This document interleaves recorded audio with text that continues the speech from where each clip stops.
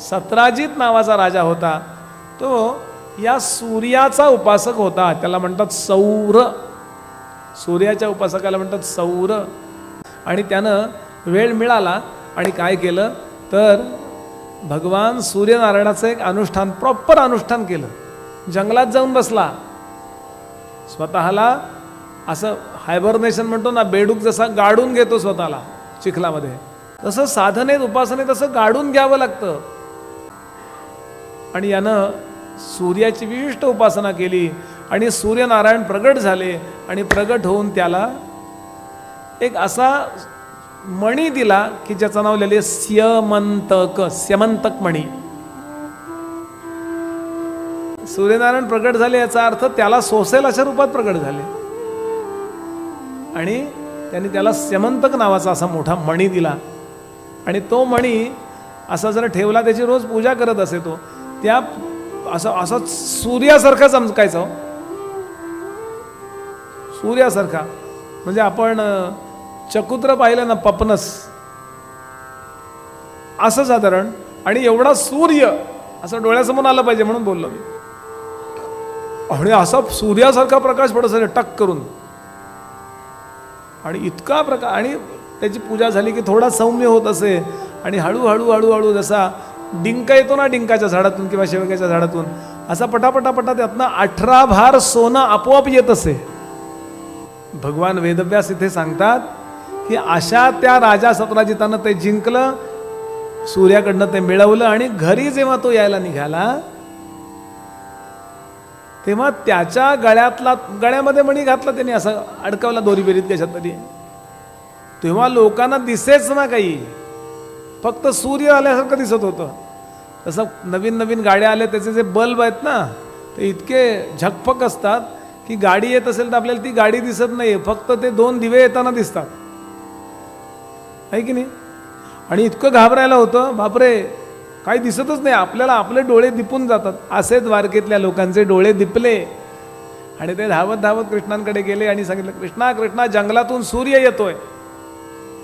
कृष्णाने खिडकीतनं पाहिलं बारीक डोळे करून आणि पटकन ओळखलं, हा स्यमंतक नावाचा मणी आहे. आणि सांगितलं, कोणीतरी आपल्या गावातल्या, आपल्या द्वारकेतल्या एका जिल्ह्यातल्या कोणीतरी सूर्याची उपासना केली आहे. सत्राजित आहे का बघा, कारण सत्राजित सौर आहे हे जाणतो मी, सूर्यभक्त हे मी जाणतो. बघ बरं, इतक्या मध्ये सगळ्यांना बोलावणी आली. सत्राजितानं स्यमंतक नावाचा मणी सूर्याकडनं जिंकून आणला. जिंकून म्हणजे त्याला हरवून नव्हे, त्याला प्रसन्न करून आणला. आणि त्याच्याकरता एक पार्टी,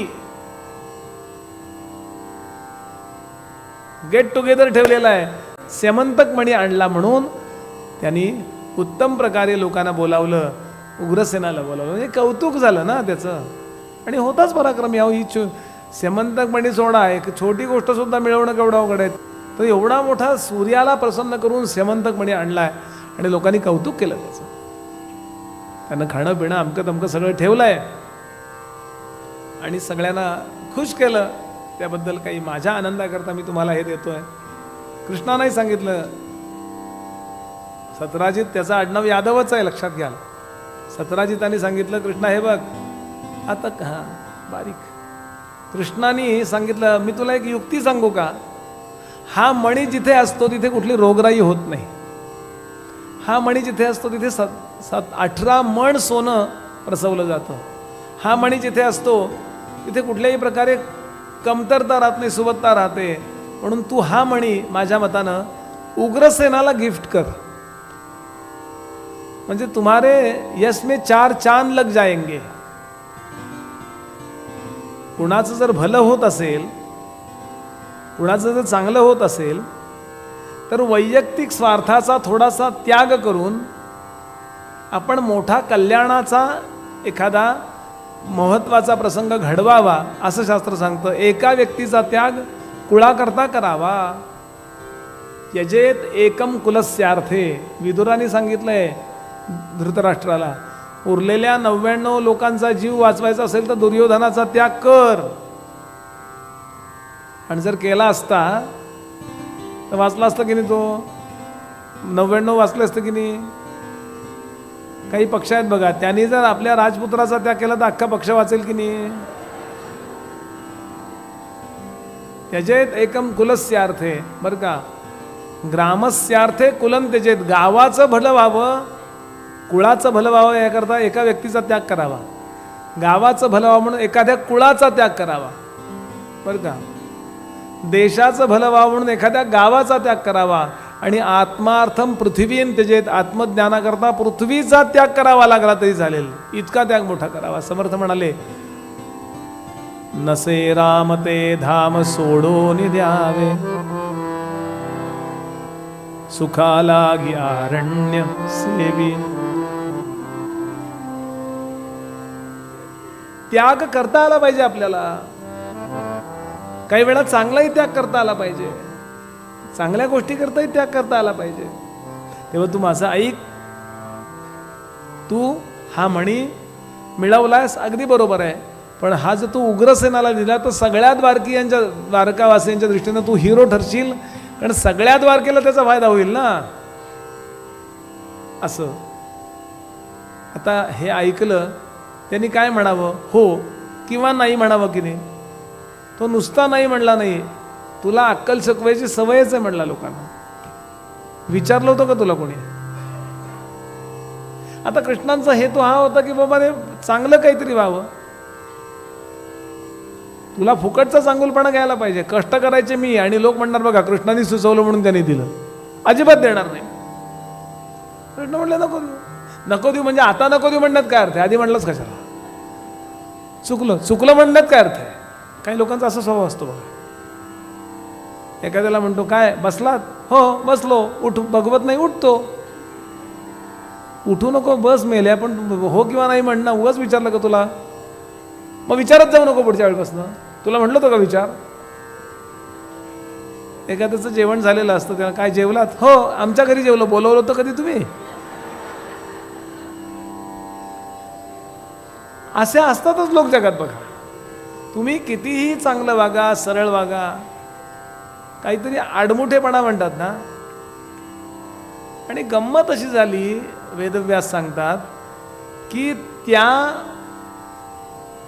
मण्याला गळ्यात धारण करून त्या सत्राजिताचा धाकटा भाऊ, त्याचं नाव प्रसेन, गळ्यात अडकवला तो. आणि एका मध्यरात्री तो शिकारीला गेला होता. म्हटलं ही बॅटरी चांगली आहे. तळपणारा छोटा सूर्यच हो. विशिष्ट मंत्र म्हटले की तो पूजा करायला योग्य होत असे, असा माइल्ड होत असे, नाही तर चटका बसेल असा होता तो. आणि प्रसेन आपला गेला कशाला? शिकारीला गेला. जंगलामध्ये पोचला, अगदी निबिड अरण्यात पोचला. सगळं तिथले सगळे प्राणी गांगरून गेले. रात्री सूर्य कुठं उगवला. हरणं पळत सुटली, सगळे पळत सुटले. दिपले डोळे त्यांचे. आणि एका सिंहानं माणूसच पाहिला नव्हता, अशा सिंहानं, तो बुजला सिंह. एकदा बुजला की तो काय करेल सांगता येत नाही. काही वेळा होतं बघा, रस्त्याने आपण चाललेलो असतो, एखादं शिंग घेऊन, म्हणजे ते एखादी गाय किंवा एखादी म्हैस विशिष्ट हॉर्ननी बुजते आणि कुठेही पळत सुटते. काय करावं सुचत नाही तिला. मुग्धावस्थेत पोचते ती. पुटर पुटर एखाद्या गाडीवाल्याला धडक मारेल, काही करते. वास्तविक सरळ चाललेली असते ती गाय म्हणा की कुठला म्हशीसारखा प्राणी. तसा एक सिंह बुजला आणि सिंहानं त्या प्रसेनावर आघात केला. कुठनं आला हा सूर्य, काय आहे नेमकं? आणि करून एकदम तो आला आणि असा मोठा पंजा मारला आणि त्याच्या मागच लागला तो. प्रसेन आरडाओरडा करतोय, वाचवा वाचवा वाचवा वाचवा. नेमकं त्या जंगलामध्ये जांबुवान नावाचे एक रीस जातीचे, म्हणजे अस्वल म्हणतात प्रकारातले, रामभक्त राहत होते. तो रामाच्या अवतारातला आहे बरं का. तो अजून जिवंत होता. खूप आयुष्य असतं त्यांची. अहो त्यानं पाहिलं प्रसेन मरतोय, प्रसेनाचं त्याचं युद्ध झालं. प्रसेनाला एका फटक्यामध्ये सिंहानं मारून टाकलं आणि सिंहानं तो मणी दातात धरला. दातामध्ये काय करून असा दातात धरला. जांबुवान तिथं गेला आणि एका फटक्यात सिंहाला मारून टाकला. आणि तो मणी आपल्या घरी आणला, गुहेमध्ये जिथे राहत होता, आणि तिथे तो ठेवून दिला. आपल्या मुलीला खेळायला दिला. तिचं नाव जांबुवती. हा सगळा प्रसंग घडला. वेदव्यास म्हणाले मणी नाही आहे, प्रसेन नाही आहे, अमकं नाही आहे. या सगळ्याचं खापर शत्राजितानं पहिल्या पत्रकार परिषदेमध्ये कृष्णावर फोडलं.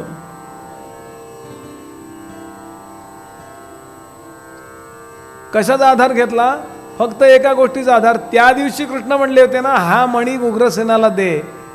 चोरी मारीची याला सवयच आहे, चोरापोरीचा याला धंदाच आहे. लहानपणापासून लोणी चोरला, आता मणी चोरला. लोण्यावरनं मण्यावर. गंमत झाली अशी की पूर्ण द्वारकेत लोक बोलायला लागले, असं आहे का कृष्ण? कानफाट्या नाव पडलं की पडलं हो, असं आहे का? आता वास्तविक गोपाल कृष्ण या गोष्टीला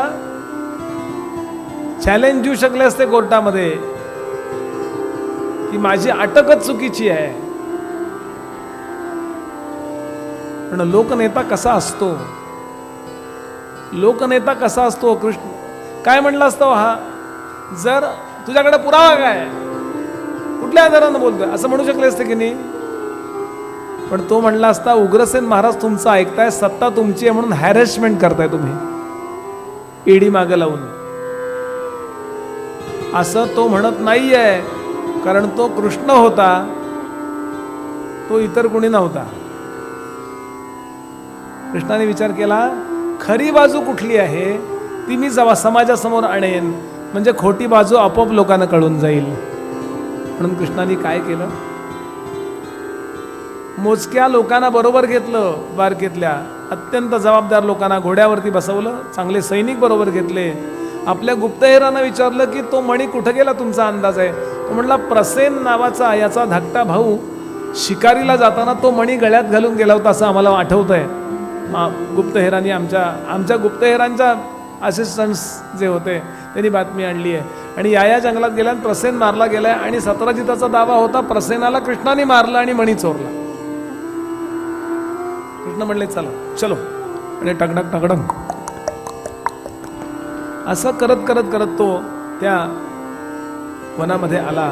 आणि वनामध्ये येऊन त्यांनी प्रसेनाला पाहिलं, त्याचं प्रेत पाहिलं, त्याची पुढची विल्हेवाट लावायला सांगितलं, परत पाठवलं. ते तिथे एका चिखल खूप असायचा ना, जंगलामध्ये चिखल खूप असतो, कारण अनेक ठिकाणी सूर्याचा प्रकाशच पोचत नाही. त्यामुळं पाऊस पडल्यानंतर ते बरेच वर्ष महिने वाळतच नाही आणि दलदल असते. त्याच्यावरती सिंहाची पावलं अशी 5 छोटे छोटे 5 असे उमटलेले सिंहाची पावलं आहेत म्हणले. म्हणून जात जात जात गेले तर सिंह मरून पडलेला पाहिला. तिथं अस्वलाची पावलं होती, म्हणून अस्वलाच्या पावलाच्या मागे मागे माझं जात गुहेकडं पाहिलं, त्या गुहेतून प्रकाश येत होता. यानं सांगितलं बघा इथे तो मणी आहे. आणि सगळ्यांना कळलं कृष्णांवरचा आरोप अत्यंत खोटा आहे, चुकीचा आहे. आणि म्हणून त्यांनी केलं काय? थांबा म्हणाले, सगळ्यांनी येऊ नका, गुहेमध्ये सफोकेशन होईल, मी जातो आतमध्ये. आणि मोजके लोक आतमध्ये गेले असतील. आणि आतमध्ये गेला आणि एक मुलगी खेळत होती त्या मण्याशी. तिला काही दाह होत नव्हता बरं का, काय असेल ती कोणास ठाऊक. तिनं मानवाला पाहिल्यावर तिने ची ची करून जोरात ओरडायला सुरुवात केली. ओरडल्याबरोबर हा जिथे फळं वगैरे आणायला गेला होता जांबुवान, तिथनं भुर्र निघाला आणि सगळ्या लोकांना आडवं पाडलं त्यांनी तिथल्या इतक्या वेगानं करून. एकदम मोठं अस्वल आलो आणि धापकन जाऊन एकदम आतमध्ये गेला.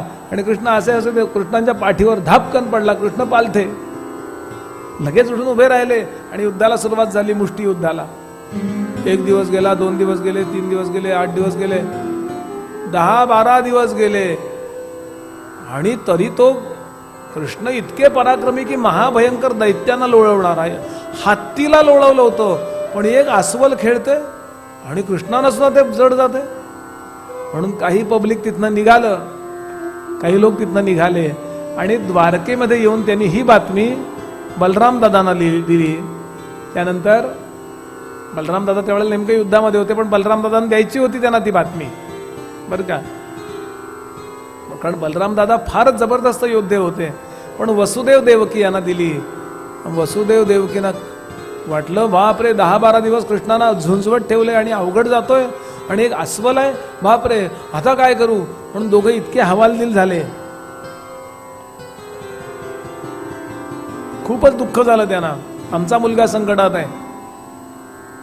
आणि त्यांनी प्रार्थना केली, देवा काय करू, देवा काय करू आपल्या. आणि इतक्यात त्यांच्या कानावर वीणेचे गोड स्वर आले, गोड असे स्वर आले. नारायणा रमा रमणा नारायण, नारायणा रमा रमणा नारायणा रमा रमणा नारायणा.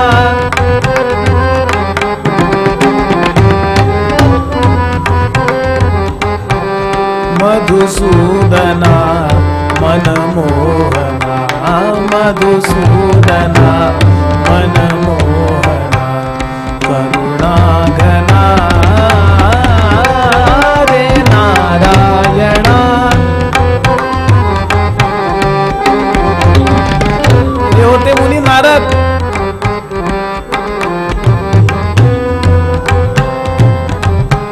धाव आता श्रीहरी जडकरी, धाव आता श्रीहरी जडकरी, बलसागर गोविंदा रे बलसागर गोविंदा. धाव आता श्रीहरी जडकरी, बलसागर गोविंदा.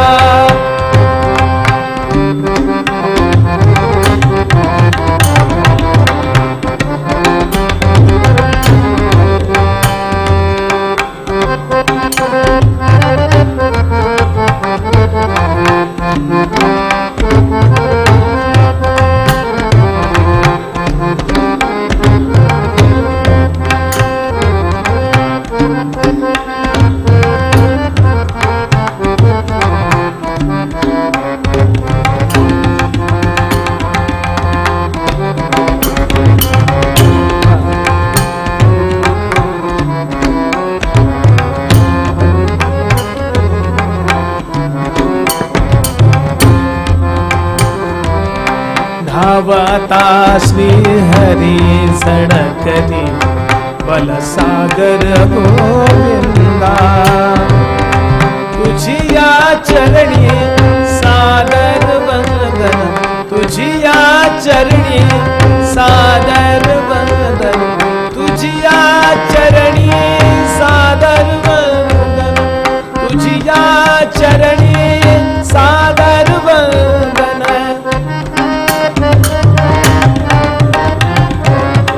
तुझिया चरणी सादर वंदन,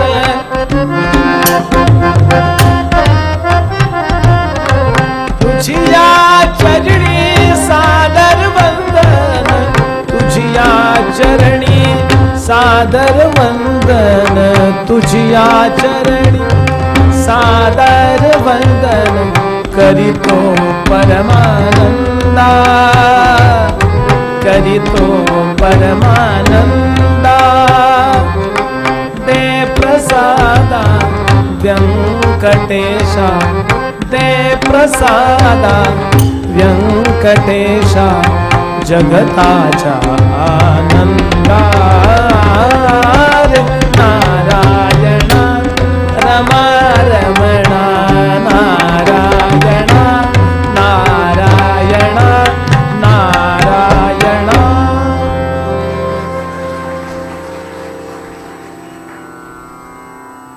पुत्र प्रेमानं अक्षरशः बेशुद्ध पडायला आले होते दोघं, असं वर्णन आहे. हो, आपल्या मुलाला खर्चटलं तर आपल्याला किती वाटतं. नवे नवे खर्चटेल या कल्पनेने, आपल्या लेकराला खर्चटेल या कल्पनेने आपल्याला किती वाईट वाटतं. आणि असा 10-12 दिवस मुष्टियुद्ध खेळतो, कुणी जवळ जाऊ शकत नाहीये. माझा कन्हैया, माझा कन्हैया. देवकी रडती आहे, वसुदेवाच्या डोळ्यात पाणी आहे. आणि तळमळीनं हाक मारली, काय करू काही कळत नाहीये, सुचत नाहीये. अशा वेळेला आपली उपासना आपल्याला उपयोगी पडते, लक्षात ठेवा. आणि या उपासनेचा परिणाम असा झाला की संकटातनं बाहेर काढणारे सद्गुरुनाथ तिथे आले, नारद महाराज. आणि नारदांनी प्रश्न विचारला, काय अवस्था अशी झाली आहे. पाद्यपूजा झाली नारदांची. बरं, अथा जगाम भगवान देवर्षिर ब्रह्मलोकतः उत्थायंतम प्रणम्यासौ वसुदेवो अभ्यपूजयत. अभिपूजन केलं, अतिशय सुंदर पूजन केलं. बरं, यांनी प्रश्न विचारला, दोघं पूजा करताय पण पूजेत लक्ष नाहीये तुमचं, बोला. घडलेला सगळा प्रसंग सांगितला. नारदांना हे सगळं माहिती असतंच. या लोकांच्याकडे मोठमोठ्या सगळ्या जगातल्या बातम्या असतात, पलीकडच्या ब्रह्मांडात काय चाललंय हे पण त्यांना माहिती असतं. जसं आपल्याला आपल्या शेजारच्या घरात काय चाललेलं माहित असतं की नाही. कदाचित त्यांना ते माहित नसतं पण आपल्याला माहित असतं.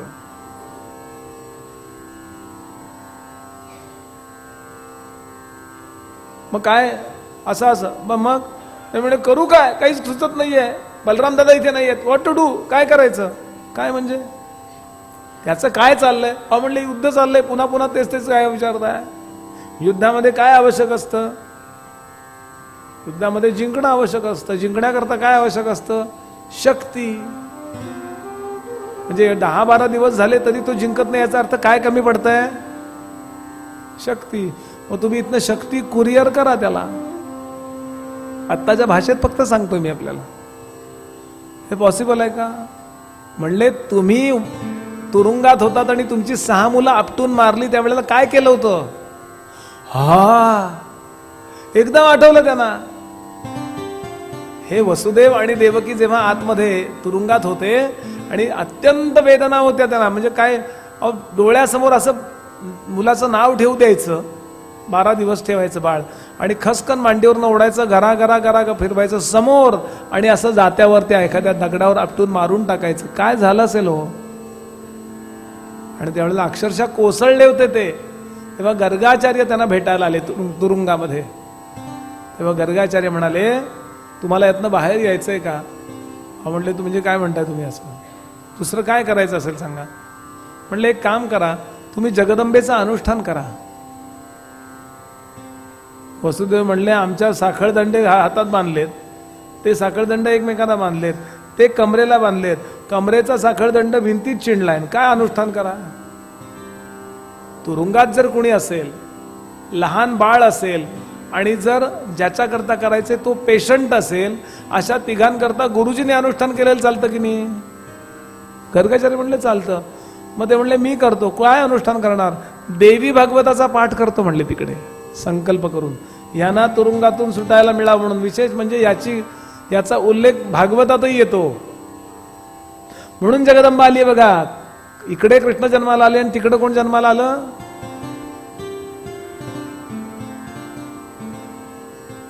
यशोदेच्या पोटी आई जगदंबा देवी जन्माला आली. कशा करता, यांना तुरुंगातनं सोडण्याकरता.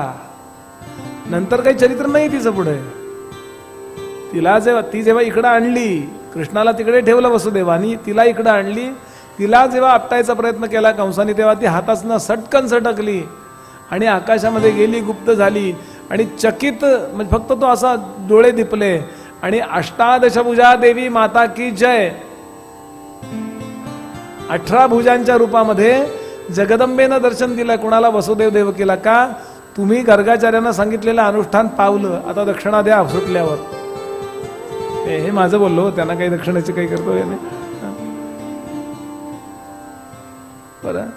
आणि तिथून जी निघाली ती कुठे गेली, तर विंध्याचल पर्वतामध्ये जाऊन बसली. ही कृष्णांची कुलदेवता आहे, तिचं नाव विंध्यवासिनी. याचा उल्लेख भागवतात याकरता येतो, थोडक्यात कवीना आलाय. याचा इथे त्याचा विस्तार आलाय, कारण तिथे तो हिरो आहे ना. म्हणून 2 मुद्दे मला इथे सांगायचे आहेत. एक, जसे वसुदेवाचे तो तुरुंगात असताना त्याचं अनुष्ठान करणारे गुरुजी होते, पुरोहित म्हणतात त्याला, कुलपुरोहित. हे फिक्स असले पाहिजे. जसे आपले फॅमिली डॉक्टर असतात, तसे आपले कायमचे गुरुजी असले पाहिजेत सगळ्या घराण्यांचे. रामांचे जसे वशिष्ठ होते, यदुकुलाचे जसे गर्गाचार्य मुनी होते. एक प्रसंग सांगतो छोटा, महाभारतातला प्रसंग आहे. पंडूराजा मरून गेला, धर्मराज कुंती सगळे इकडे आले हस्तिनापुरात. दुर्योधन द्वेष मत्सर करू लागला. त्यांना विषाचे लाडू खायला घातले, वारणावताला जाळून मारायचा प्रयत्न केला, खूप फक्त दुःखच भोगलंय पांडवांनी. आणि असे वारणावताच्या प्रसंगातनं वाचलेले पांडव प्रवासात होते आणि गंगेला आंघोळीला उतरले. तेव्हा गंगेच्या इथे चित्रसेन नावाचा एक गंधर्व आंघोळीला आलेला होता. तर त्यांनी सांगितलं, हे अर्जुना, आमची गंधर्वांची वेळ आहे, तुम्ही नाही आता आंघोळी करायच्या, युद्ध कर माझ्याशी. अर्जुनानं युद्ध केलं आणि चित्रसेनाला हरवलं आणि लगेच नमस्कारही केला. कारण तुझं माझं वैर नाहीये, मुद्दा फक्त प्रसंगाचा असतो, तेवढ्या एका वेळाचा मुद्दा असतो. ही मोठी माणसं आपल्या मुद्द्याशी पक्की असतात, कायमचं वैर धरणारी, खुन्नस बिन्नस हे धरणारे असे हलक्या लोकांचे नसतात बरं काही मोठी माणसं. त्यांचं नामचं गेली 20 वर्ष असं आहे. काही तुम्ही विष्णू सहस्रनाम म्हणू नका, एखादा मुद्दा नाही पटला तर नाही पटला, तेवढं सोडून प्रेम असायला काय हरकत आहे. आपण तेच सगळं करून टाकतो आणि म्हणून आपण दुःखी होतो. चित्रसेनाला सांगितलं, अर्जुना मला जिंकलंस तू, पण माझा मुद्दा बरोबर आहे की नाही, माझ्या आंघोळीची वेळ आहे बरोबर आहे की नाही. गंधर्व म्हणाला त्या अर्जुनाला. तेव्हा अर्जुन म्हणाला, अगदी बरोबर आहे महाराज, पण ह्या वेळा गंगा सोडून बाकी सगळ्या नद्यां करतायत, गंगेला 24 तास कुणीही येऊ शकतं. आणि चित्रसेनाने मान्य केलं, घट्ट मिठी मारली. दॅट्स इट म्हणाले, मी तुझी परीक्षा घेतली. पुढे तो शिष्य झालाय बरं चित्रसेन गंधर्वाचा आणि खूप शिकलाय त्याच्याकडे. तर चित्रसेनानं एक सल्ला दिलाय, नीट ऐका, काळजावर करून घ्या. हे मी माझ्याकरता यांच्याकरता सांगत नाहीये, आयुष्यभराकरता सांगतोय. चित्रसेन म्हणाला, तुम्ही जन्माला आल्यापासून दुःख भोगताय की नाही. तो म्हणला, हो. सगळ्यांनी ऐकायचं, माझ्या सकट सगळ्यांनी. थोडं जन्माला आल्यापासून दुःख भोगताय की नाही. कुंतीला विचारलं, बरोबर आहे की नाही माझं. ती म्हणली, हो. काचा विचार केलात का तुम्ही. नाही. मग असेच मरा, कायम दुःखच भोगा. तुमच्या जीवनात तुम्हाला यश कधी येणार नाही. का. तुमच्या पाठीशी पुरोहित नाही, गुरु नाही आहे. ज्याच्या पाठीशी गुरु नसतो त्याचं जीवन नेहमी वाताहातात जातं. म्हणजे गुरु जरी असला तरी त्याचा कोणीतरी गुरु असतो, लक्षात घ्या. नरसोबाच्या वाडीला भगवान दत्तात्रेयांच्या म्हणजे नरसिंह सरस्वतींच्या पादुकांचे जे पुजारी आहेत, जेरे पुजारी, बड्ड पुजारी, हे सगळे मुख्य गुरुजी आहेत. पण त्यांचे म्हणून गुरुजी आहेत, त्यांचं नाव उपाध्ये. जसं डॉक्टरला कुणीतरी डॉक्टर असतो की नाही, न्हाव्याला कुणीतरी न्हावी असतो की नाही. मी सुद्धा न्हावी असल्यामुळे मी काही केस कधीच वाढणार नाहीत म्हणजे असं असतं का. तेव्हा तुम्ही ताबडतोब गुरु करा. आणि मग धर्मराजाला सांगितले, धर्मा तुला खूप मोठं राज्य करायचंय, अत्यंत महान राज्य करायचंय, तेव्हा तू लवकरात लवकर गुरु कर, म्हणजे पुरोहित कर. सद्गुरू हा विषय वेगळा बरं, आत्मज्ञान देणारा गुरु वेगळा. मी पुरोहितांच्या बद्दल बोलतो, ते गुरु धर्मगुरु.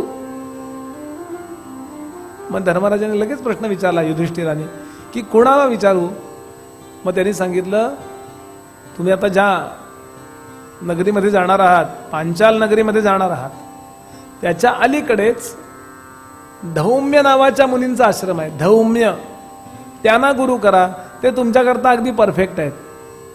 आणि मग या सगळ्यांनी चक्क जसा ते ख्रिश्चन धर्मात बाप्तिस्मा वगैरे घेतात ना, किंवा तुमच्या तबला क्षेत्रात गंडाबंधन असतं ना, म्हणजे कलाक्षेत्रामध्ये, असं गंडाबंधन केलं.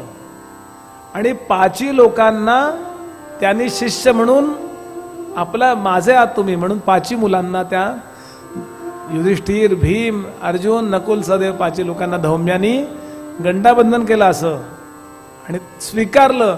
आणि या दिवशीपासून धौम्य मुनी आयुष्यभर पांडुपुत्रांबरोबर राहिलेत. फक्त 1 वर्ष ते त्यांच्याबरोबर राहिले नाहीत विराट पर्वामध्ये.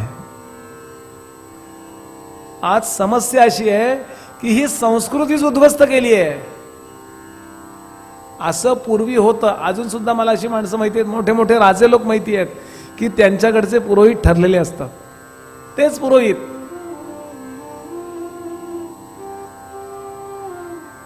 गर्गाचार्यांनी सोडवलं हे सांगताना मी हे का बोलतोय, तर नुसतं पूर्वी काय झालं ऐकून उपयोग काय, आज मी काय करू.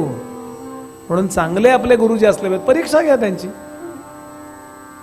शिवाजी महाराजांच्या वडिलांनी परीक्षा घेतल्यात आणि मग शिवाजी महाराजांचे गुरु नेमलेत. दादाजी कोंडेव आहेत किंवा दोन जे सांगितले पंडित आहेत, दोघं जण, उमाजी आणि केशव, यांची परीक्षा घेतली आहे. तुम्ही परफेक्ट आहात ना, आणि मग त्यांना नेमलंय आणि मग ते कायम त्यांच्याबरोबर राहिले. असो, तेव्हा गर्गांनी सांगितलं असं असं आहे. गर्गाचार्य म्हणाले की तुमच्याकरता देवी भागवत केलं, यानंतर हे दोघं सुटले, वसुदेव देवकी. हा प्रसंग नारदांना हे दोघं सांगतात, हो की हो, मग आता काय करूया. नारद म्हणले, मी सांगतो तुम्हाला देवी भागवत. आणि देवी भागवताचं प्रवचन आयोजित करण्यात आलं, पाठ आयोजित करण्यात आला आणि सगळ्यात शेवटी यज्ञ करायचा, तो यज्ञ आयोजित करण्यात आला. आणि यज्ञाची पूर्णाहुती झाली, मात्र तिकडे कृष्ण जिंकले. कसे जिंकले?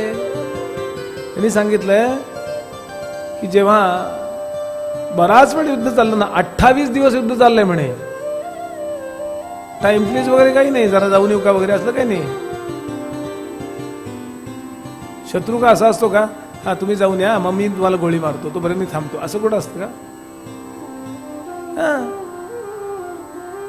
अखंड युद्ध चाललंय. अहो, युद्ध हीच संध्या, युद्ध हाच जप. ढिशुम ढिशुम ढिशुम ढिशुम बुक्के मारतात. हा मुष्टियोद्धा होता ना जांबुवान. आणि जांबुवानं ओळखलं कसं? एका पुराणात वर्णन आहे, कृष्णांना घाम आला त्याच्यावरनं ओळखलं. देवतांना घाम येत नाही बरं का, पवित्र असतात ते अतिशय, घाम येत नाही. आणि आलाच चुकून थोडासा घाम कणभर, तर त्याला अत्यंत सुगंध येतो अत्तरासारखा.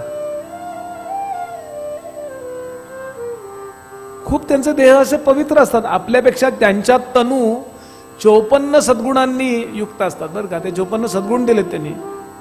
त्यांची सावली पडत नाही, त्यांचं अमुक नाही, त्यांचं तमुक नाही, त्यात त्यांना घाम येत नाही. आला तर तो सुगंध येतो. असा रामांच्या अंगाला येत होता. हे जांबुवंताला आठवलं कृष्णांना घाम आल्यावर, कारण 28 दिवस गुहेत आत युद्ध चाललंय. हो, आपलं 5 मिनिटं लाईट गेले खोलीत तर काय होतं. आता झालं, सुरुवात झाली बघा. फाल्गुन पौर्णिमा झाली की उन्हाळा सुरू होतो असं. आणि घाम आला, एक धन धन धन धन धन धणके चालले. तो असं हळू मारामाऱ्या नाही, अगदी प्राणांतिक मारामारी झाल्या. बुकलतात एकमेकांना. आणि कृष्णाने एक प्रसंग असा केला, त्याच्यावर हनुमंती डाव टाकला, त्याला उताणा पाडला आणि छातीवरती बसले त्या जांबुवंताच्या. तो म्हातारा होता. अहो, रामावतारच तो म्हातारा होता, तर कृष्णावतार तो अति म्हातारा होता, आणि तरी बलवान होता. आणि एकदम कृष्ण असे बसले आणि कृष्णाने असा घाम असा खाली टाकला आणि एकदम तो सुगंध आला घामाचा. आणि एकदम तो म्हणाला, तुम्ही रामचंद्र आहात काय? ज्ञातोसी रघुवर्यस्त्वम यद्रोषात सरितांपती क्षोभम जगाम लंकाच रावण सानुगो होता. समुद्रावर सेतू बांधून रावणाचा निःपात करायला तुम्ही निघाला होता, त्यावेळेला मी तुमच्यावर होतो, आठवलं का तुम्हाला? मी जांबुवान आहे, थांबा थांबा थांबा, युद्ध थांबवा. मग कृष्ण उभे राहिले, हे उभे राहिले. मग जरा आता मैत्री, ओळखलं होतं की नाही. असं 2 मित्र एकमेकाला धडकले गाडीवर, हेल्मेट होतं, अडकन धडकले, जो मारामारीपर्यंत आलं. थांब म्हणले बघतो तुला, थांब म्हणे बघतो तुला, अगदी मारामारीपर्यंत आलं. आणि दोघांनी हेल्मेट काढलं. अरे पक्या तू, अरे रम्या तू, चल चहा पिऊया. तिथे चहा प्यायला गेले. असं होतं की नाही. इतक्या सहजपणाने युद्ध थांबलं. आणि जांबुवान म्हणले, आधी सांगायचं नाही का राव, तुम्ही काय मारामारी कशाला केली? म्हणले, मी पण खूप दिवसात हात साफ केला नव्हता. काय झालं होतं, रामाने जेव्हा अवतार समाप्त केला त्यावेळेला जांबुवंतांनी रामांकडे मागणं मागितलं. प्रत्येकाला काही ना काही दिलंय रामाने. बहुभूषणांचे बहुढीग केले, जगन्नायके ते कपी गौरविले, तुरे खोविल्या घातल्या पुष्पमाळा. यादी केली समर्थने. कोणाला काय दिलं? हनुमंताला आत्मज्ञान दिलं, सुग्रीवाला राज्य दिलं, विभीषणाला राज्य दिलं, अंगदाला युवराज केलं. प्रत्येकाला काही ना काही दिलं. अहो कालपर्यंत आलेले जे होते ना, जे शेवटच्या दिवशी जिंकतोय असं कळल्यावर जॉईन झाले भाजपा, म्हणजे कोणाला ते हा, अशा वानरांचाही सत्कार झाला. जांबुवान म्हणले, जांबुवंताला विचार तुला काय पाहिजे? तो म्हणला मला काहीच नको, मला आत्मज्ञानच आहे. आत्मज्ञानी माणसाला या जगातलं काही पाहिजे असं वाटत नाही, लक्षात घ्या. कारण त्याला हे जग मिथ्या आहे कळलेलं असतं ना. जागा झाला एक मनुष्य, त्याला विचारलं काय हो? त्याने म्हटलं स्वप्नामध्ये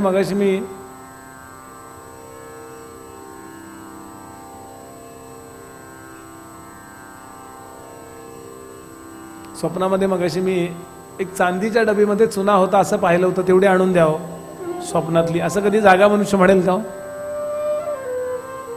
नाही ना म्हणणार. का नाही म्हणणार? कारण ते स्वप्न होतंय, त्याला कळलंय. तसं या विश्वामध्ये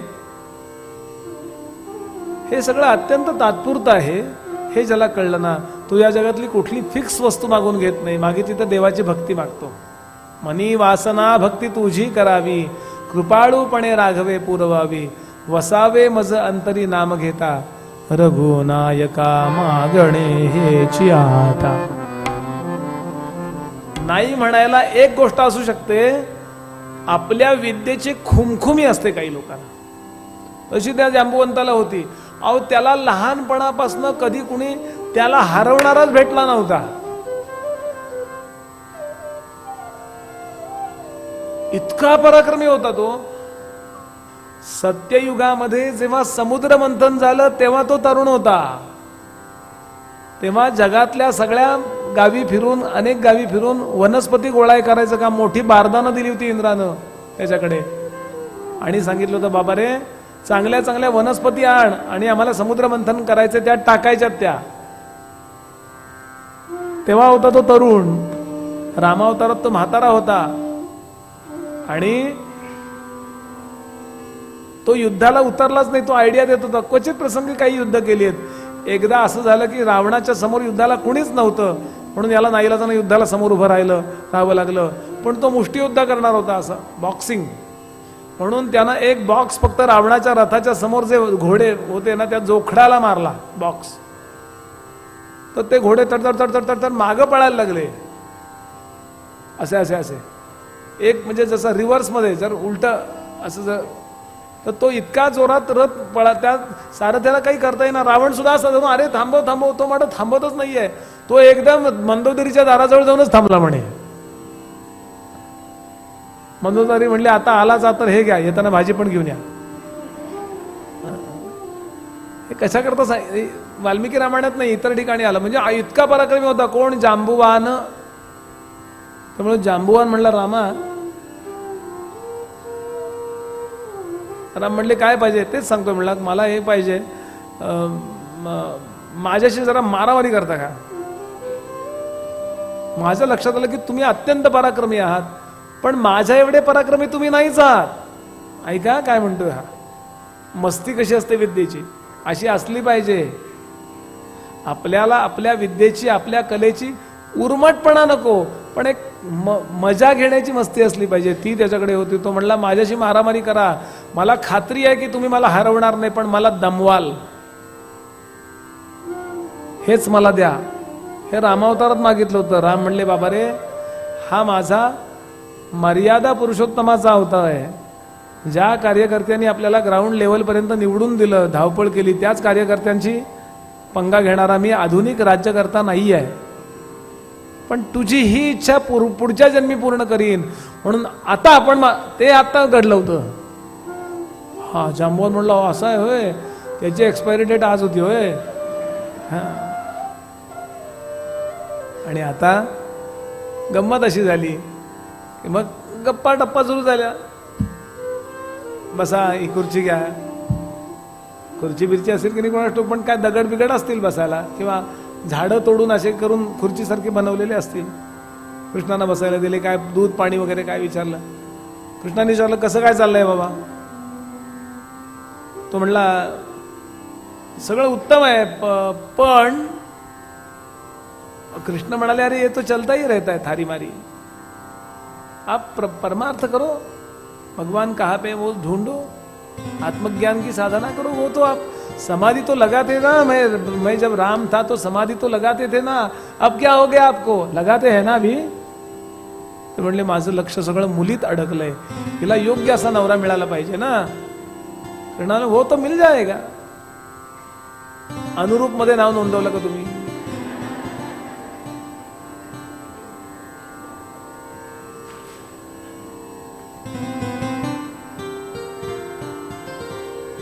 आता जांबुवान म्हणाले देवा जरा स्पष्टच बोलतो. वृक्षराजस्ततः प्रीत्या कन्यां जांबवतीं निजां ददौ कृष्णाय संपूज्य स्यमंतकमणीं तथा. देवा तुम्ही स्यमंतक म्हणायला आलात की नाही? मला माहिती तुम्ही कशाला आलात. येस, त्याच्याकरता चालू आहे. स्यमंतक म्हणी देतो, पण माझी एक अट आहे. काय? माझ्या या मुलीशी तुम्ही लग्न करा. असा जावई दारात आलाय कोण सोडेल? आमचे महाराज सांगायचे कोल्हापूरचे, एकदा म्हणे तिच्याकडे बघितलं, अस्वलाची मुलगी. एकदा बघितलं म्हणे, जास्त वर्णन नको.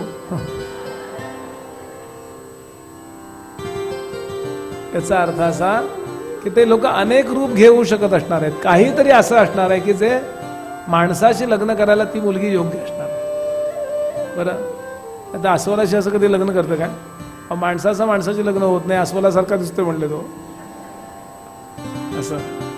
आणि लग्न झालं, मणी भगवंतांनी आपल्या बरोबर घेतला. सगळ्यांना सांगितलं, कळलं मणी कुठे आहे? सगळ्यांच्या लक्षात आलं की चुकीची बातमी आहे, कृष्णांवर आरोप केलेला अत्यंत चुकीचा आहे. सगळ्या मीडियावरती गेलं. आणि भगवान घरी आले आणि गंमत म्हणजे पूर्णाहुती झाली. पूर्णाहुती करून आरती करून ते निरांजन तबक खाली ठेवतीये देवकी आणि वसुदेव. इतक्यात बातमी आली की कृष्ण आले, कृष्ण आले, कृष्ण आले, कृष्ण आले, कृष्ण आले, कृष्ण आले. हो, डोळ्यातनं घळघळ पाणी व्हायला लागलं जगदंबेची. इथे पूर्णाहुती, तिकडे कृष्ण आले. काय टायमिंग असतं. तेच निरांजन घेतलं आणि ओवाळायला गेली देवकी. आईनं बायकोनं ओवाळायचंय ना, तर जेव्हा ओवाळलं तर कृष्ण म्हणले, आई हिला पण ओवाळ. का? तू देवीची जगदंबेची उपासना केलीच वाटतं. म्हणली हो. फारच मनावरून केली वाटतं. म्हणली हो. कशावरनं? तुला अजून एक सुनबाई आली.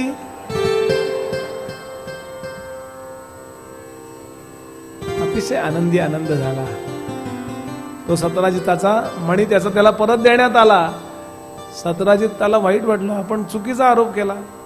आता सगळीकडे त्याच्या विरुद्ध, सगळ्या चॅनेलवर. त्यांना विचार केला काय करूया. आता ही माझी मुलगी जी आहे, बरं, तिचं नाव सत्यभामा, ती कृष्णांना दिली त्यांनी आणि मणी पण दिला गिफ्ट म्हणून. तो म्हणला मणी नका देऊ, मणी तुमच्याकडेच ठेवा, कारण तो मी चोरला असं म्हणलं हे सिद्ध होईल ना नंतर, नकोच. पण त्यातलं जे जो रोज सोनं येतं ना ते खोक्यात बसवून पोचवा. हो, खोके द्यायची पद्धत तेव्हापासून पडली बरं का. आम्ही फक्त सोन्या, त्याचा डायलॉगच आहे, आम्ही फक्त या मण्यापासून निघणाऱ्या सोन्याचे भोगते आहोत, मणी आम्हाला नको. म्हणजे मणी प्रकरणात अजून एक विवाह झाला. हे कुणाच्या कृपेने झालं सांगा ना. कृष्णांच्या सुद्धा जीवनामध्ये जगदंबेची उपासना त्यांनी केली आहे, स्वतः आई वडिलांनी केली आहे. अनेक पिढ्यानपिढ्याचा उद्धार या जगदंबेच्या उपासना जर केला गेला असेल तर मला सांगा, तुम्ही आम्ही ती करायला पाहिजे की नाही?